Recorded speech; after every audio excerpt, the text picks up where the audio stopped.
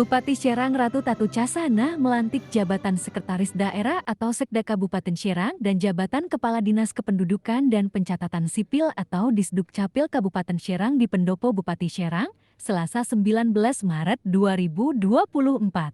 Diketahui, kedua jabatan tersebut sebelumnya telah dilaksanakan open bidding dan terpilih pejabat definitif. Nanang Supriyatna yang semula menjabat sebagai Esda 1 dilantik sebagai Sekda Kabupaten Serang. Kemudian Warneri Putri yang semula Camat Waringin Kurung dilantik menjadi Kepala Disdukcapil Kabupaten Serang. Selain dua pejabat eselon 2 tersebut, terlihat pula pejabat eselon 2 lainnya yang berbaris di jajaran pejabat dan mengenakan seragam pelantikan. Pejabat tersebut yakni Kepala Dinas Perikanan atau Diskan Kabupaten Serang Zaldi Duhana, Staf Ahli Bupati Bidang Pemerintahan Hukum dan Politik Serang Febrianto, Staf Ahli Bupati Bidang Ekonomi Pembangunan dan Keuangan Sugihardono.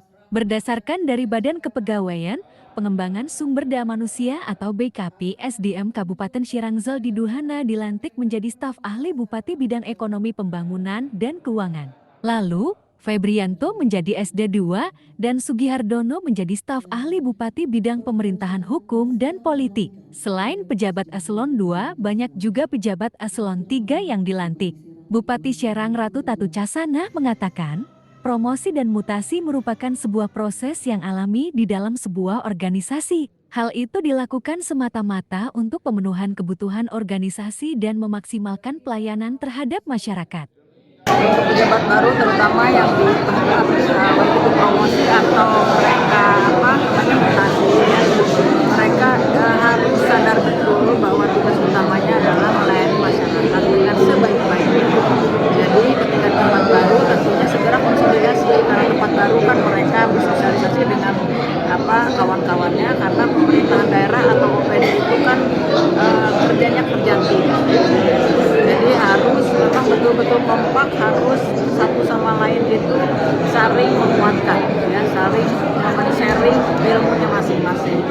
Kemudian juga saya berharap yang promosi ini juga yang mutasi juga punya inovasi.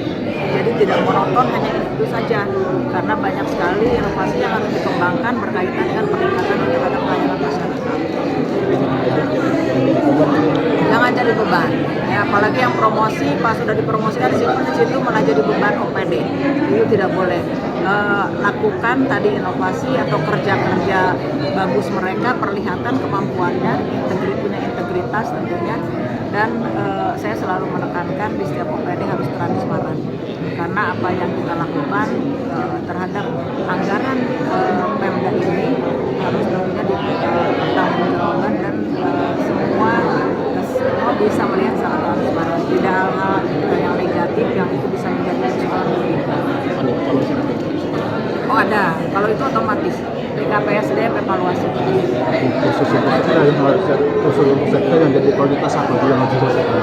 Sekda yang tadi saya sampaikan, karena sekda ini kan motor ya, motor penggerak di Pemda ini sekda. Jadi kalau motor penggeraknya macet, ya ke bawahnya macet. Padahal di bawahnya itu kan OPD-OPD atau dinas-dinas yang menjalankan program-program. Jadi sekda harus bisa berkomunikasi dengan seluruh OPD, tahu persoalan secara detail.